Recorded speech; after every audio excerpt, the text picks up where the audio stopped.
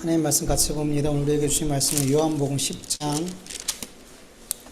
10절에서 15절까지 말씀입니다. 요한복음 10장 10절에서 15절까지 말씀 우리 한 목소리로 봉독하겠습니다. 같이 읽습니다. 도둑이 오는 것은 도둑질하고 죽이고 멸망시키려는 것뿐이요 내가 온 것은 양으로 생명을 얻게 하고 더 풍성히 얻게 하려는 것이라. 나는 선한 목자라. 선한 목자는 양들을 위하여 목숨을 버리거니와 삭구는 목자가 아니요 양도 제 양이 아니라. 이리가 오는 것을 보면 양을 버리고 달아나나니 이리가 양을 물어가고 또 해치느니라. 달아나는 것은 그가 삭군인 까닭이 양을 돌보지 아니함이나 나는 선한 목자라. 나는 내 양을 알고 양도 나를 아는 것 같이 아버지께서 나를 아시고 내가 아버지를 아는 것 같이 나는 양을 위하여 목숨을 버리노라. 아멘. 오늘은 선한 목자 대신 예수님에 대해서 같이 말씀을 나눌 거예요. 오늘 본문이 있는 요한복음 10장 말씀과 요한복음 9장에 있는 말씀이 이렇게 연결이 되어 있어요. 그래서 9장 말씀을 보고 이제 잠깐 나누고 그리고 이제 10장 오늘 본문 말씀을 같이 나눌 거예요. 9장의 말씀을 보면은 예수님께서 제자들과 갔을 때 날 때부터 맹인된 사람을 이렇게 보게 돼요. 그래서 제자들이 예수님한테 이렇게 묻죠. 이 사람이 맹인으로 난 것이 누구의 죄 때문입니까? 자기의 죄 때문입니까? 아니면 그의 부모의 죄 때문입니까? 이스라엘 사람들의 그 신앙관을 보면은 어떤 큰 재앙이나 어떤 질병, 이렇게 원치 않는 질병을 걸리게 되면은 이게 뭐의 결과라고 생각했을까요? 죄의 결과, 또 하나님의 이 죄에 대한 징계, 이렇게 생각했어요. 쉬운 예로 욥기를 보면은 욥은 표면적으로는 너무 거룩하고 흠잡을 데가 없이 신앙생활을 했던 사람이잖아요. 그런데 욥에게 너무나 갑작스러운 재앙들이 연거푸어 일어나고 모든 걸 잃어버렸죠. 그리고 갑자기 온몸에 종기가 나서 온몸을 그렇게 기와 조각으로 긁고 그 살에는 막 구더기가 끼고 막 이런 비참한 모습이 되었어요. 이 소식을 듣고 친구들이 찾아왔죠. 그 처참한 모습을 보고 할 말이 없어진 거예요. 어떻게 위로를 해줄 수가 없는 거죠. 그래서 7일 밤낮을 친구들이 함께 그와 있었어요. 그 7일 밤낮 동안 친구들이 어떤 생각을 했을까요? 욥의 친구들은 욥의 이 엄청난 재앙과 질병이 욥의 죄 때문이라는 결론을 내렸어요. 그리고 욥을 정죄하기 시작하죠. 그리고 이 모든 재앙은, 이런 질병은 하나님의 징계인 것처럼 말하죠. 이렇게 욥의 친구들과 같이 유대인들도 어떤 재앙이나 질병에 걸리면 그거는 죄의 결과다, 하나님의 징계다, 이렇게 생각을 했어요. 그런데 제자들이 볼 때, 그리고 그 당시 유대인들이 볼 때, 태어날 때부터 시각장애를 가지고 태어난 이 사람의 죄는 누구인지가 되게 모호한 거예요. 이렇게 명확하게 답을 내릴 수가 없는 거죠. 그래서 당시에도 이 문제 가지고 사람들이 이제 생각이 엇갈렸어요. 어떤 사람은 이 사람의 죄다. 왜냐하면 이 당시에 사람들은 태 속에서 이 어린아이도 이 속에서 죄를 지을 수 있다라고 생각했어요. 이 태 속에 있는 아이가 죄를 지을 수 있다라고 생각하는 사람들이 있었단 말이에요. 그래서 이 아이의 죄 때문에 이 아이가 자기의 죄 때문에 시각장애를 갖고 태어났다라고 말하는 사람도 있었고, 어떤 사람은 부모의 죄 때문이다. 왜냐하면 부모의 죄가 자식에게 영향을 줄 수 있다라고 그들은 믿었기 때문이죠. 그래서 이런 의견들이 있었다는 거예요. 근데 명확하게 이거야 라고 답은 내릴 수가 없었던 문제였던 거죠. 그래서 예수님 앞에 이제 이 문제를 가지고 이제 묻게 된 거예요. 그런데 예수님께서 제자들에게 이렇게 말씀하시죠. 요한복음 9장 3절 공동성경으로 보면 자기의 죄 탓도 아니고 부모의 죄 탓도 아니다. 다만 저 사람에게서 하나님의 놀라운 일을 드러내기 위한 것이다. 이렇게 말씀해 주셨어요. 여러분, 우리가 신앙생활할 때 어려운 일, 고난, 또 큰 재앙과 같은 그리고 질병들, 막 이런 문제들을 만날 수 있잖아요. 뜻하지 않게. 근데 이 모든 것들을, 죄의 문제라고 연결시킬 수 있나요? 모든 문제가 다 죄의 문제다, 이렇게 말할 수 없어요. 그래서 우리가 성도들 간에 성도님들이 갑자기 어려운 일을 당할 때 저거는 죄에 대한 하나님의 징계야, 이렇게 정죄하거나 판단하면 돼요, 안 돼요? 안 되는 거죠. 절대 그러면 안 되는 거죠. 오히려 내 모습을 봐야죠. 그런 어려운 일을 당한 성도님들 보면서 나를 돌아보는 거지, 정죄하거나 판단하면 안 되는 거죠. 그러나 분명한 것은 우리 그리스도인들의 어떤 이런 어려움들, 어떤 재앙들, 질병들, 고난들, 이게 죄의 결과일 때도 있어요, 없어요? 있어요. 분명해요. 하나님께서 죄에 대한 징계로 우리에게 그런 것들을 주실 수 있어요. 구약시대도 그랬고 신약시대도 그랬고 지금도 그런 일들이 일어날 수 있어요. 왜? 하나님의 백성들이 그 죄를 회개시키려고. 우리는 무지해요. 되게 무뎌요. 그래서 우리가 죄를 짓고 있으면서도 그 죄가 하나님 앞에 죄인지 모르고 계속 그 일을 행할 때가 있어요. 때로는 알면서도 모른 채 하면서 그 죄를 계속 지을 때가 있죠. 그래서 하나님께서 그걸 멈추게 하고 그 길에서 돌이키고 회개하기 위해서 어떤 징계 차원에서 돌이키게 하는 차원에서 그렇게 매를 드실 때가 있죠. 그게 질병이 될 수도 있고 어떤 재앙과 같이 어려운 일, 고난을 주실 때도 있더라는 거죠. 그러나 내 삶에 일어난 재앙과 질병의 정말 근원적인 원인은 뭐냐면 하나님께서 하시는 위대한 일을 드러내기 위함이라는 거예요. 단순히 우리의 죄에 대한 징계의 목적이 아닌 그 징계의 목적이 뭐냐면 결국엔 하나님이 우리의 삶에 행하시는 놀라운 일을 드러내기 위한 거라는 거예요. 네. 재앙과 질병과 같은 큰 고난의 원인이 죄 때문이든 죄 때문이 아니든 간에 모든 원인은, 모든 이것의 근원은 하나님의 일을 나타내기 위함이라는 것을 여러분 믿으시길 축원합니다. 욥이 갑작스럽게 재앙과 질병을 만나게 됐을 때, 이 고난을 만나게 됐을 때, 이 욥은 내 마음 깊은 곳에 있었던 자기 의를 발견했어요. 열심히 하나님을 섬겼는데 그걸 차곡차곡 내 의와 내 자랑거리로 마음에 이렇게 쌓아두고 있었다는 걸 몰랐었어요. 근데 이 고난을 통해서 내 의를 발견하게 됐어요. 그리고 내가 믿는 하나님이 어떤 하나님인지 너무너무 분명하게 선명하게 알게 됐죠. 마치 귀로 듣던 하나님을 눈으로 보는 것처럼. 완전 다르잖아요. 어떤 사람에 대해서 귀로 듣는 것과 그 사람을 직접 만나서 대화하고 이건 너무 다른 차원이잖아요. 그렇게 다른 하나님을, 내가 지금까지 알고 있었던 그 하나님과 너무나 다른 하나님을 만나게 된 거예요.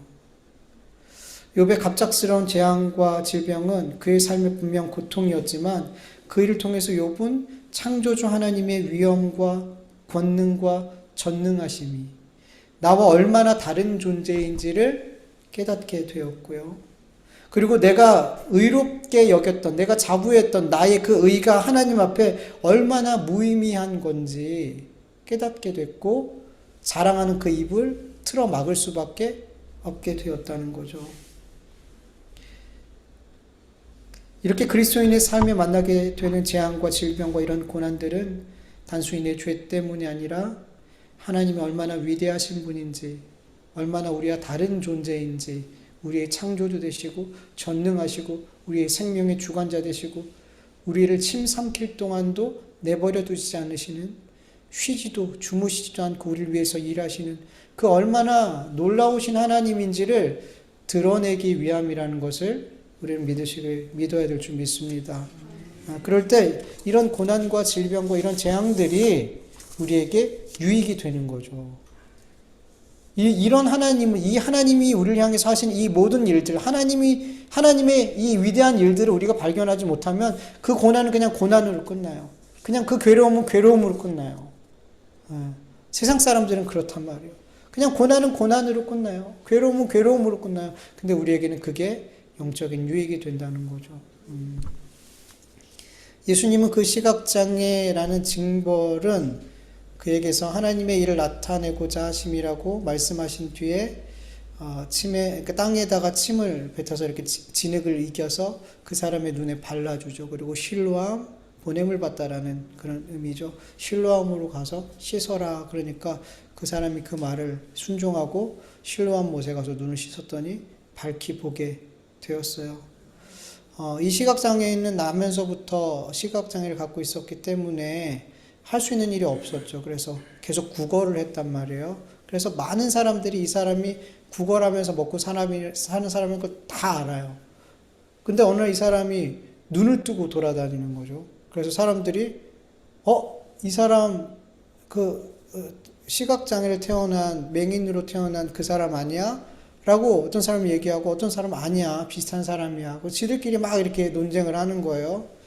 그 시각장애인이 내가 그 사람이야 라고 직접 이렇게 밝히게 되죠. 그래서 사람들이 놀라면서 어떻게 그렇게 눈을 뜨게 된 거야? 라고 묻죠. 자, 이렇게 대답해요. 예수라는 그 사람이 진흙을 이겨 내 눈에 바르고 나더러 실로암에 가서 씻으라 하기에 가서 씻었더니 보게 되었더라. 그러자 이 사람들이 이 고침받은 사람을 누구에게 데려가냐면 바리새인에게 데려가요. 바리새인에게. 왜냐하면 예수님께서 병을 고치신 날은 안식일이었어요. 안식일. 여러분, 유대인들은 안식일에 노동을 하면 안 돼요. 그렇죠? 근데 병을 고치는 일은 노동일까요? 노동이 아닐까요? 노동이에요. 병을 고치는 것까지 노동. 그래서 예수님께서 이 안식일을 잘못 지키고 있는 그들을 책망할 때 너희들 짐승들, 가축들 구렁에 빠지고 이러면 그들 살려내려고 이게 끄집어내지 않냐. 그 가축 살리려고. 근데 그건 일이 아니더라는 거죠. 근데 사람을 살리려고 고치는 행위는 일로 규정하다는 거죠. 그러니까 이들이 지키고 있는, 가르치고 있는 율법이 얼마나 짐승보다도 못한 거예요. 사람의 목숨이, 사람의 그 가치가. 그러니까 얼마나 잘못된 걸 가르치고 있냐는 거죠. 이 사람들이. 그렇게 안식일에 병을 고쳤어요, 예수님이. 그러니까 일을 했단 말이에요. 이 사람들에게 있어서는 예수님은 지금 하나님의 말씀을, 이거 분명 하나님의 율법이 아닌 장로들이 만든 유전, 사람의 가르침이거든요. 근데 이들은 장로들의 전통을 율법과 동일시했단 말이에요. 그래서 이 사람들은 지금 예수님이 하나님의 말씀을 어긴 것으로 보게 됐단 말이에요. 태어날 때부터 시각장애를 가진 사람을 고친 것은 하나님으로부터 보냄받지 않으면 불가능한 일이에요. 그런데 안식일을 지키지 않았기 때문에 하나님의 말씀을 지키지 않는 이 사람을 하나님이 보낸 사람이라고 보기가 어려운 거죠. 그러니까 되게 어려운 문제인 거죠. 그래서 당시에 그들의 지도자였고 선생이었고 또 목자였던 바리새인에게 이제 데리고 간 거예요. 이 사람, 이 문제가 어떻게 우리가 이제 봐야 될지. 그러나 아니라 다를까 바리새인들 가운데서도 이 문제에 쉽게 답을 낼 수가 없었어요. 어떤 바리새인들은 안식일을 지키지 않았기 때문에 그 사람은 하나님으로부터 온 사람이 아니야. 그리고 어떤 바리새인들은 이러한 표적을 행하는 사람이 어떻게 죄인이냐, 이렇게 또 막 이야기하고 지들끼리 막 또 이렇게 논쟁을 하는 거예요. 결국 이 사람들은 확인하기 위해서 정말 이 사람이 날 때부터 맹인으로, 시각장애인으로 태어났는지 확인하기 위해서 이제 그의 부모를 부르게 돼요. 이거 못 믿겠는 거죠. 그래서 그 부모를 불러서 정말 이 사람이 날 때부터 시각장애를 갖고 태어났냐라고 물어보니까 부모가 이렇게 얘기해요. 이 사람이 우리의 아들인 것과 맹인으로 난 것을 우리가 아나이다. 그러나 지금 어떻게 해서 보는지 또 누가 그 눈을 뜨게 했는지 우리는 알지 못하나이다. 성인이 됐으니까 우리 아들한테 직접 물어보세요. 이렇게 얘기해요. 왜냐하면 부모도 다 알았어요. 어떻게 낳는지. 그런데 이제 예수님을 그리스도라, 메시아라고 인정하면 그 당시에 출교하기로 결정을 했기 때문에 그게 두려워서 부모는 말을 못 하겠는 거예요. 그래서 그걸 다 자식한테 떠넘기는 거죠. 너무 확실해졌어요. 부모가 확인해 줬으니까. 그래서 이 사람들은 예수님이 이 사람을 고친 것을 인정하지 않을 수가 없었어요. 그래서 어떻게 그 고침받은 사람한테 말했냐면 하나님께 영광 돌려라. 너는 이 일을 하나님께 영광 돌려라. 그런데 우리는 그 사람이 죄인인 거로 안다. 죄인인 줄 안다. 여러분, 예수님을 믿지 않으니까 얼마나 엉터리 같은, 얼마나 모순된 결론이 나오냔 말이죠. 하나님께 영광 돌려라. 근데 하나님께 영광 돌릴 일을 한 그 분은 죄인이다. 이렇게 얘기하는 거예요. 얼마나 모순이에요. 이런 엉터리 같은 결론을 듣고 그 사람이 이렇게 말하죠. 요한복음 9장 30절 33절 현대인의 성경을 보면 정말 이상한 일입니다. 그분이 내 눈을 뜨게 해주셨는데도 당신들은 그분이 어디서 오셨는지 모른단 말씀이십니까? 우리는 하나님이 죄인의 말을 듣지 않으시지만 그분의 뜻대로 사는 경건한 사람의 말을 들으시는 것을 우리 알고 있습니다. 세상이 생긴 이후로 지금까지 소경이로 태어난 사람이 눈을 뜨게 했다는 말은 들어보지 못했습니다. 이분이 만일 하나님으로부터 오신 분이 아니라면 도저히 이런 일을 하실 수 없었을 것입니다. 예수님으로 인해 눈을 뜨게 된 이 사람이 이 모순된 결론을 듣고 나서 아주 정확하게 이 모든 사건을 정리해 줬어요. 그리고 예수님은 죄인이 아닌 하나님이 보내주신 분, 곧 누구라는 거예요? 메시아다 이렇게 선포해요. 이 말을 들은 바리새인들이 발끈하죠.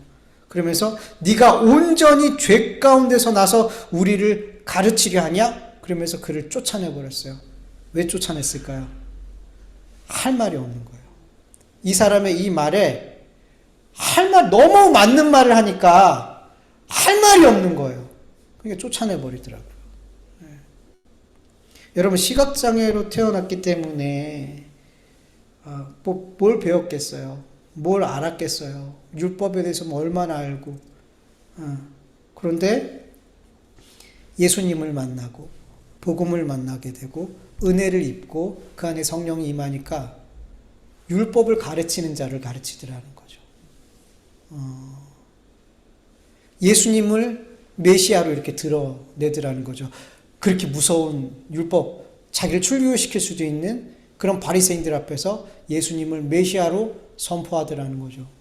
그리고 그들이 아무 말도 할 수 없게끔 만들어 버리더라는 거죠. 여러분, 이 사람이 시각장애인으로 태어난 이유가 바로 이거예요. 하나님의 놀라우신 일을 드러내기 위해서. 여러분, 하나님께서 행하시는 놀라운 일 중에 가장 놀라운 일은 뭐냐면 예수님께서 이 땅에 메시아로 오셨고 그 메시아께서 우리의 구원자 되심을 드러내는 일이 여러분 가장 위대한 일이에요. 하나님이 행하신 가장 위대한 일이에요. 이 일을 위해서, 이 일 때문에 이렇게 예수님이 메시아 되심을 드러내게 하기 위해서 이 시각장애인은 태어날 때부터 시각장애를 가지고 태어나게 된 거예요. 그리고 하나님의 때에 하나님께서 하신 가장 위대한 일을 드러내더라는 거죠. 예. 여러분, 우리의 삶에서 단 한 번이라도 하나님의 놀라우신 일이 내 삶을 통해서 이 세상에 다른 누군가에게 이렇게 드러나게 됐다면 여러분 우리는 그것으로 충분한 거예요. 여러분 단 한 번이라도 괜찮아요. 내 삶을 통해서 하나님의 위대하신 일이 드러나면 하나님께서 지금까지 내 삶을 어떻게 인도하셨던 괜찮은 거예요. 그 일을 위해서 내 삶을 그렇게 인도하신 거거든요. 우리는 계속해서 하나님께 영광 돌리는 삶을 살고 싶어요. 맞아, 그렇게 살아야 돼요. 그런데 어떤 사람은 평생을 주를 위해서 준비했는데 단 한순간을 위해서 하나님께서 그 일을 준비하게 하시는 경우들이 있어요. 평생을 선교를 위해서 준비했어요. 공부하고 열심히 언어도 공부하고 근데 선교를 얼마 하지도 않았는데 죽어버렸어요. 선교지에서. 근데 그 짧은 순간 때로는 한순간 그 복음을 한번 전하기 위해서 주님께서 그렇게 훈련시켜 주시더라는 거죠. 근데 그것으로 충분한 거예요. 하나님의 위대하신 일이 그렇게 이 세상에 드러나게 되는 것, 그것으로 우리의 삶의 지금까지 모든 과정이 괜찮다라고 말할 수 있는 거예요, 여러분. 괜찮은 거예요, 여러분. 우리는 그렇잖아요. 평생 우리의 삶이 계속 하나님 앞에 멋지게 쓰였으면 좋겠잖아요. 계속 하나님의 위대하신 일이 드러났으면 좋겠잖아요. 물론 그럼 너무 좋겠지만 어떤 이들은 그렇게 한순간 이 사람이 이렇게 하나님 예수 그리스도께서 메시아 되심을 이렇게 드러내고 나서 그의 삶이 어떻게 됐는지 모르겠어요. 그러나 그의 삶은 여태까지 왔던 그 삶은 충분한 거예요. 충분한 의미가 있고 가치가 있는 삶이었던 거예요. 그의 고난도. 예수님께서 바리새인들에게 쫓겨난 이 사람을 다시 찾아가서 만나 주셨어요. 그리고 그 사람은 예수님 앞에 엎드려 예수님을 이제 믿게 되죠.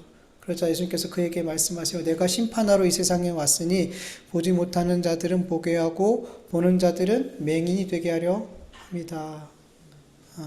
바리새인들이 이 소리를 듣고 우리가 맹인인가? 막 이런 소리 하죠.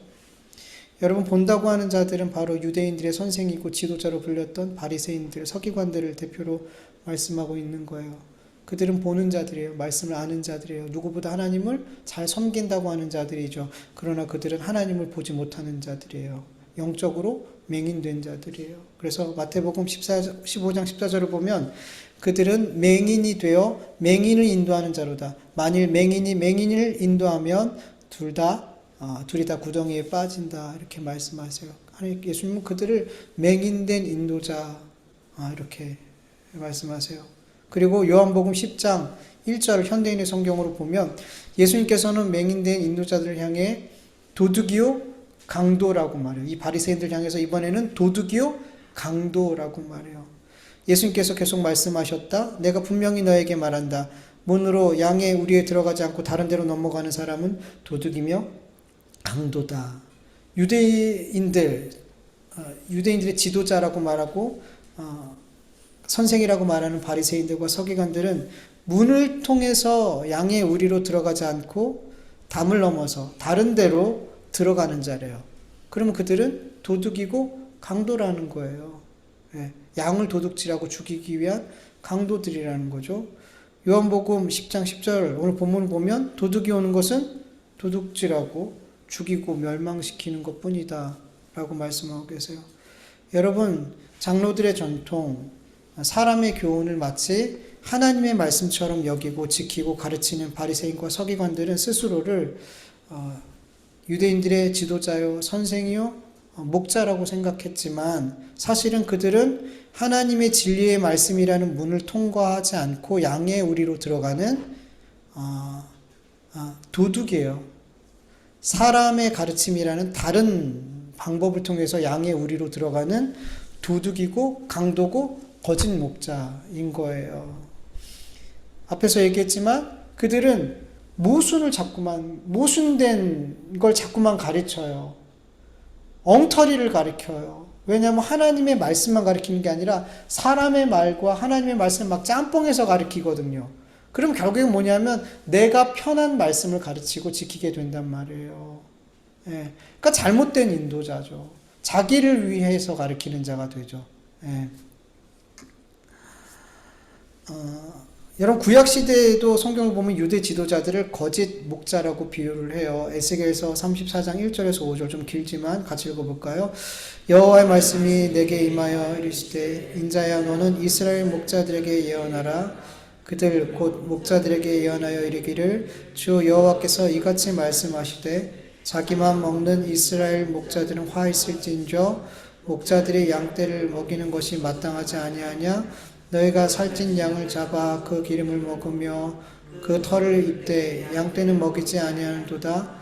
너희는 그 연약한 자를 강하게 아니하며 병든 자를 고치지 아니하며 상한 자를 싸매주지 아니하며 쫓기는 자를 돌아오게 하지 아니하며 잃어버린 자를 찾지 아니하고 다만 포악으로 그것을 다스렸도다. 목자가 없으므로 그것들이 흩어져서 모든 들짐승의 밥이 되었도다. 아멘. 여러분, 성경은 유대 지도자들을 목자로 비유해요. 근데 이들은 하나님께서 맡기신 양떼를 잡아먹고 그 털을 입으면서 양떼는 먹이지를 않는데요. 그러니까 뭐예요? 목자의 권리는 다 누려요. 근데 목자의 의무는 전혀 행하지 않았더라는 거죠. 그리고 목자가 있음에도 목자가 없는 양떼처럼 그들이 양떼들이 흩어지고 들짐승의 밥이 됐대요. 그러니까 뭐냐면 이스라엘 백성을 인도할 참 목자가 이스라엘 백성에게는 없었다고 구약시대에 이렇게 말씀하고 있어요. 당시 유대 지도자들도 똑같았더라는 거죠. 유대 지도자들은 자기들의 권리는 다 찾아먹고 누리려고 하면서 그들이 행해야 될 의무는 하지 않았더라는 거죠. 그들은 유대인의 목자지만 유대인들은 목자 없는 양과 같았더라는 거예요. 그래서 마태복음 9장 36절에 예수님께서 이렇게 말씀하세요. 무리를 보시고 불쌍히 여기시니 이는 그들이 목자 없는 양과 같이 고생하며 기진함이라. 목자가 있대요. 근데 목자가 없대요. 무슨 말이에요? 참 목자가 없더라는 거예요. 목자가 목자의 역할을 하는 그 목자가 없기에 있으나 없는 것 같더라는 거죠. 예. 여러분 구약시대에도 예수님 당시에도 그리고 지금도 교회 시대에도 거짓 목자, 사꾼 목자, 도둑, 강도 이런 지도자들이 많아요. 예. 우리가 이들의 정체를 우리가 어떻게 하면 알 수 있을까요? 여러분 이들은 하나님의 진리의 말씀을 통과해서 양의 우리로 들어오지 않아요. 하나님의 진리의 말씀 복음이 아닌 사람의 가르침을 가지고 양의 우리로 들어와요. 다른 길로 들어온단 말이에요. 여러분 사람의 가르침의 특징이 뭐냐면 사람들이 계속 사람의 가르침을 복음이 아니라 사람의 가르침을 계속 들으면 자꾸 내 의의를 세우게 돼요. 그리고 내가 하나님을 위해서 한 어떤 것들을 자꾸만 자랑하게 돼요. 그리고 다른 사람이 알아주지 않으면 실족해요. 그리고 내가 하나님을 위해서 했던 그런 모든 것을 가지고 그렇게 하지 못하는 사람들을 어떻게 할까요? 정죄해요. 너 왜 이렇게 못하니? 그러면서 정죄를 하면 할수록 나는 더 높아만 지죠. 정죄를 하면 할수록. 그게 좋은 거예요. 내가 더 높아지는 게 좋은 거예요. 그러니까 자꾸만 정죄하고 그를 깔아뭉개죠. 그리고 자꾸 당파를 만들어요. 사람의 가르침은. 네 편, 내 편. 그리고 교회 안에 당파가 많을까요? 적을까요? 많아요. 이 사람 편, 목사님을 좋아하는 사람 편, 목사님을 싫어하는 사람의 편. 이게 심화되면 교회가 갈라지는 거고. 그래서 자꾸만 교회들이 갈라지는 경우가 많죠. 큰 교회도 그렇고. 자꾸만 외식하게 만들어요. 사람을. 사람의 가르침은. 그리고 가장 중요한 건 사랑이 식어져요. 사랑이 교회의 핵심인데 교회 안에 사랑이 식어지더라는 거죠. 왜? 사람의 가르침이기 때문에. 사람의 가르침은 항상 누구에게 향해 있냐면 나에게 집중되어 있어요. 다른 사람과 우리가 아니라 항상 나에게 집중이 되어 있어요. 그래서 사랑이 식어져요. 사람의 가르침은. 이렇게 사람의 가르침이 편만하게 되면 목자가 있지만 양떼가 마치 양떼가 목자 없는 양과 같이 방치되고 마귀에게 들짐승에게 밥이 되는 거예요. 못 이기는 거예요. 우리가 또 이들의 정체를 어떻게 할 수 있냐면 자기들의 목자됨의 권리는 악착같이 찾아먹어요. 그런데 목자가 감당해야 될 의무는 감당하지 않아요. 말씀에 있는 것처럼 진리의 말씀으로 복음으로 양들을 먹이지 않고 연약한 자를 강하게 하지 않고 병든 자를 고치지 않고 상한 자를 싸매주지 않고 쫓기는 자를 돌아오게 하지 않고 잃어버린 자를 찾지 않고 자기에게 주어진 그 힘으로 자기가 하고 싶은 일만 해요. 자기 몸만 기르는 일을 해요. 그러니까 양들한테 신경을 안 쓴다는 거예요. 그리고 본문 12절 말씀처럼 이리가 물어가고 해치는데 양들을 지키기 위해서 자기의 생명을 던지는 게 아니라 어떻게 해요? 도망가더라는 거죠. 그러니까 나밖에 없는 거예요. 내가 제일 중요한 거예요. 그러니까 목자가 아니라는 거죠. 사꾼 목자다 그러잖아요. 여러분 이런 사람들이 거짓 목자고 사꾼 목자고 도둑이요 강도인 거예요. 여러분 이런 지도자들을 우리는 분별해야 돼요. 잘 분별해야 돼요. 너무 중요해요. 왜냐하면 이건 내 영의 문제거든요. 내 영이 죽고 사는 문제거든요. 그래서 여러분 우리는 정말 잘 분별해야 돼요.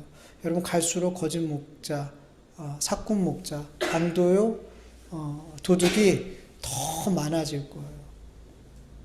말씀이니까요. 더 많아질 거예요. 그래서 우리 그리스도인들은 더 깨어서 분별해야 되는 거예요. 왜? 내가 살아야 되잖아요, 여러분. 여러분 에스겔 34장을 보면 하나님께서는 이렇게 거짓 목자를 이야기하신 다음에 하나님께서 참 목자를 세우실 거라고 예언해 주세요. 에스겔서 34장 23절에서 24절을 보면 내가 내 종 다윗과 같은 목자를 세워 내 백성을 다스리게 하겠다. 그가 그들을 먹이고 그들의 목자가 될 것이다. 나 여호와는 그들의 하나님이 되고 내 종 다윗과 같은 목자는 그들의 왕이 될 것이다. 이것은 나 여호와의 말이다. 아멘. 구약에서 이미 예수님을 참 목자로, 선한 목자로 보내주실 것을 말씀하셨어요. 그리고 예수님께서 그 하나님의 약속의 말씀대로 이 땅에 참 목자로, 선한 목자로 오셨어요. 여러분, 예수님께서 이 땅에 선한 목자로 오신 이유가 뭐라 그래요? 10절 후반절을 보면 내가 온 것은 양으로 생명을 얻고 더 풍성하게 얻게 하려는 것이라. 아멘.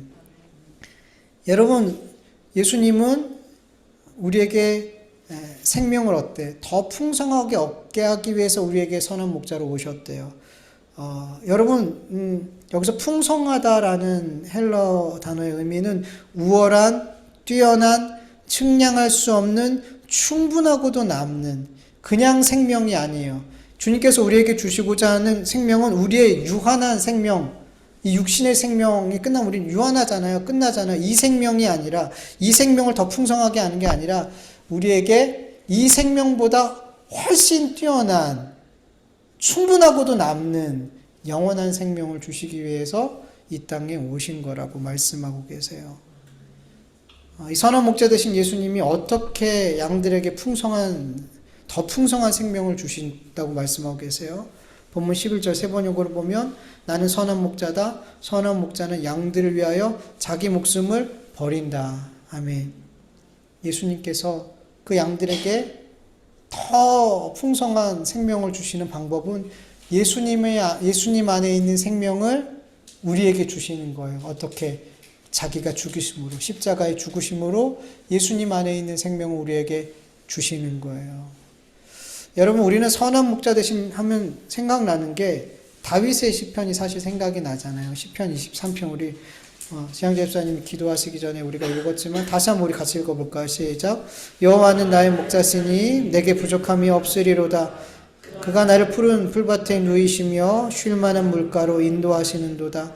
내 영혼을 소생시키시고 자기 이름을 위하여 의의 길로 인도하시는도다. 내가 사망의 음침한 골짜기로 다닐지라도 해를 두려워하지 않을 것은 주께서 나와 함께 하심이라. 주의 지팡이와 막대기가 나를 안위하시나이다. 아멘. 우린 선한 목자 하면 이런 예수님이 생각이 나죠. 맞아요. 예수님은 다윗의 고백한 것 같이 예수님의 양들에게 부족함 없게 하시는 분이에요. 아멘이세요? 예수님은 우리에게 부족함 없게 하시는 분이에요. 여러분, 우리의 삶에 부족한 게 많다고 느껴질 때가 있죠. 종종. 나 왜 이게 없을까? 나 왜 이런 게 없을까? 나 왜 이렇게 건강하지 않을까? 나 왜 이렇게 사업이 잘 안 될까? 나 왜 이렇게 좋은 관계를 못 맺을까? 막 별 일들을 보면서 난 왜 이렇게 부족할까라고 생각하는데 여러분, 아니에요, 여러분. 예수님이 우리의 목자 되시면 우리의 삶에 부족한 게 없음을 믿으시길 축원합니다. 예수님은 우리를 의로운 길로 인도하시고 푸른 풀밭에 누이시고 쉴 만한 물가로 인도하시고 우리가 혹 사망의 음침한 골짜기를 다닐지라도 나와 함께 하시고 나를 지켜주시는 분이에요. 이런 예수님, 맞아요. 예수님 이런 우리에게 선한 목자 되심을 여러분 믿으시길 축원합니다. 그런데 여러분, 우리가 예수님을 선한 목자로 고백할 수 있는 가장 중요한 이유는 예수님께서 그 안에 있는 영원한 생명을 양들에게 주시기 위해서 기꺼이 자기의 생명을 십자가에 내주셨다라는 거예요. 십자가에 버리셨다라는 거예요. 여러분, 아무리 예수님께서 그 양들을 의로운 길로 인도하시고 푸른 풀밭 쉴 만한 물가로 인도하시고 사망의 음침한 골짜기를 지날지라도 지켜주시는 그런 목자를 할지라도 그 목자가 나를 위해서, 양들 위해서 생명을 버리지 않았다면 그분을 우리는 선한 목자라고 말하지 않아요. 여러분, 예수님은 오늘 내가 너희들에게 선한 목자야 라고 말하면서 단 한 가지 얘기하셨어요. 내가 너희를 위해서 생명을 버리러 왔어. 너희에게 생명 주기 위해서. 그게 선한 목자예요. 다른 이유들이 아니에요, 사실은.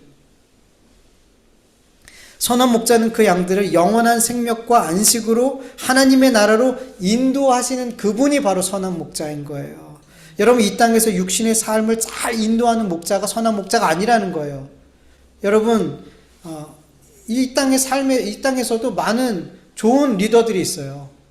우리의 삶을 잘 사람들이 생각하는 그 옳은 길로 인도해 가고 그들의 어려움을 지켜주고 도와주고 그들을 위해주는 좋은 리더들, 좋은 목자들이 있어요. 그런데 그들은 선한 목자가 아니에요.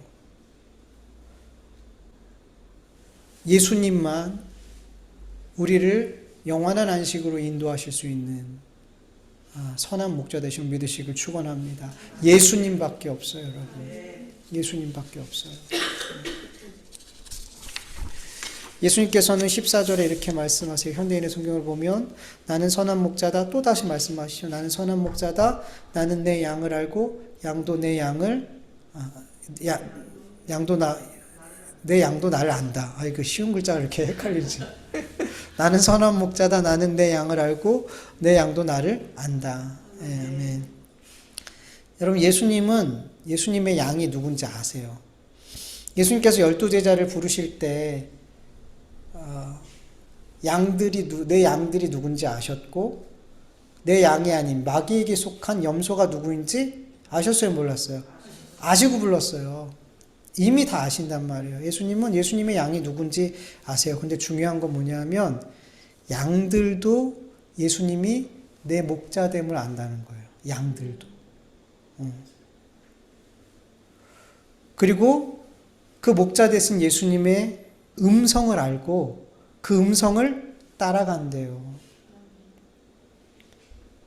그러나 예수님의 양이 아닌 자들은 예수님이 내 목자가 아니니까 예수님이 아무리 얘기해도 내 목자의 음성이 아니니까 어떻게 해요? 반응하지 않는 거예요.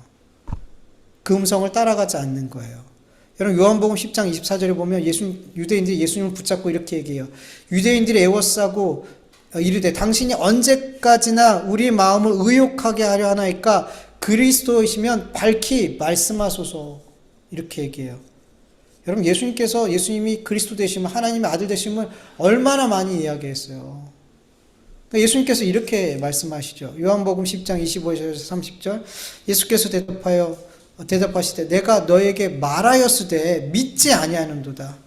내가 내 아버지의 이름으로 행하는 일들이 나를 증거하는 것이거늘 너희가 내 양이 아니므로 믿지 아니하는도다. 내 양은 내 음성을 들으며 나는 그들을 알며 그들은 나를 따르느니라.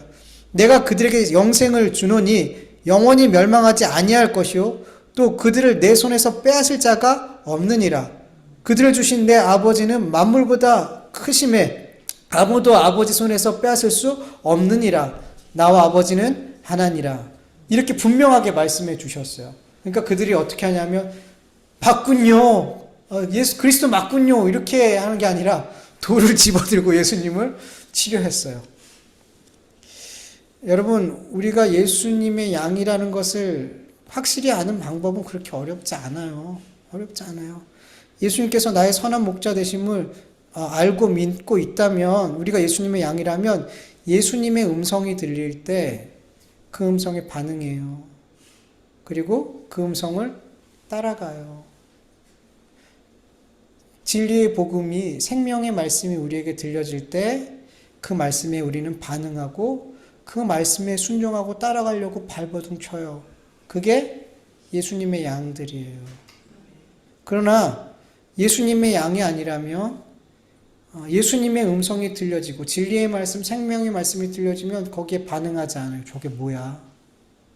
오히려 그 말씀이 미련해 보이고 왜 저렇게 살아야 돼?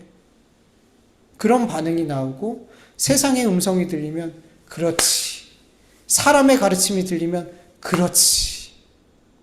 이렇게 반응하고 그 음성을 따라가더라는 거죠.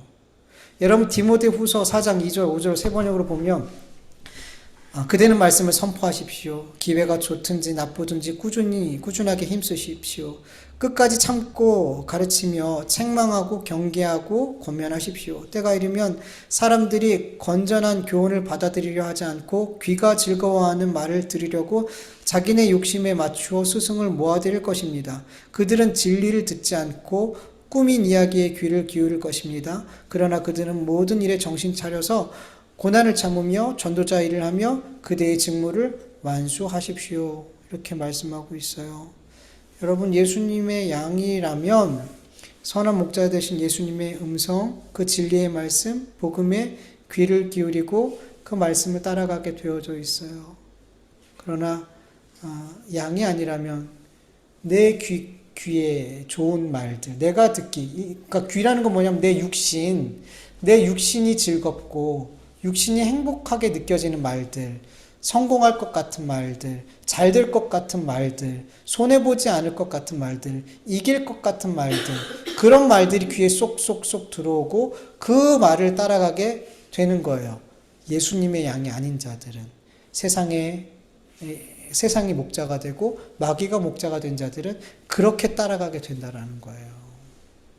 여러분, 선한 목자 되신 예수님의 음성에 반응하고 그 음성을 따라서 쉴 만한 물가도 사망의 음침한 골짜기도 따라갈 수 있는 저와 여러분들에게 간절히 축원합니다. 우리가 예수님을 잘 따라갈 때 그 종착지가 어딜까요? 천국이죠. 여러분, 세상의 음성을 듣고 따라가게 될 때 그 종착지가 어딜까요? 지옥이죠. 너무나 분명해요. 너무나 극명해요. 그리고 이 땅에서 우리 그리스도인의 삶도 지옥과 천국이 다른 것처럼, 너무 극명한 것처럼 우리도 예수님을 음성을 따라가는 사람들의 삶과 세상의 음성을 따라가는 사람의 삶도 여러분 너무나 극명해요. 근데 우리 그리스도인의 삶이 모호해요. 그게 문제인 거예요. 극명하지가 않아요. 세상을 따라가는 사람, 세상의 음성을 듣고 따라가는 사람들의 삶과 그리스도인의 삶이 극명하게 다르거나 뭔가 이렇게 구별되지 않더라는 거죠. 거룩하지 않더라는 거죠. 여러분, 우리는 예수님을 따라가는, 예수님의 음성에 반응하고 예수님의 음성을 따라가는 존재라는 것을, 예수님의 양이라는 것을 믿으시길 축원합니다. 세상의 음성에 반응하지 마세요. 아무리 좋게 막 꿀처럼 막 달달한 좋은 말도 여러분 그 음성 따라가면 지옥 가요. 너무 쓴 말, 너무 듣기 괴로운 말이라도 예수님의 음성이라면 그 길을 따라갈 수 있길 축원합니다. 그 길을 따라갈 때 우리는 생명을 얻게 될 줄 믿습니다. 우리 같이 말씀을 기억하면서 잠시 기도하죠.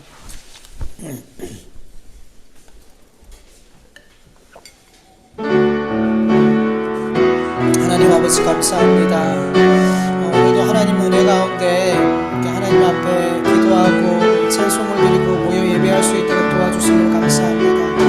하나님, 오늘도 주의 말씀을 들었습니다. 아버지, 이 말씀이 우리에게 생명의 말씀으로, 능력의 말씀으로 우리의 관절과 골수를 찔러 쪼개는, 아버지, 우리를 수술시키고 우리를 고치시고 우리를 새롭게 하시는 말씀이 되게 하여 주시옵소서. 주님 우리에게 영원한 생명을 주시기 위해 오신 선한 목자 되십니다. 하나님, 우리가 주의 음성을 듣고 주의 음성을 따라가는 주님의 양 되기를 간절히 원합니다. 세상의 말들, 세상의 음성을 듣고 따라가면 우리는 죽을 수밖에 없는, 심판받을 수밖에 없는, 지옥에 갈 수밖에 없는 그 길을 가게 되는 것입니다. 주님, 세상의 말은 달콤합니다. 우리의 육이 듣기 좋습니다.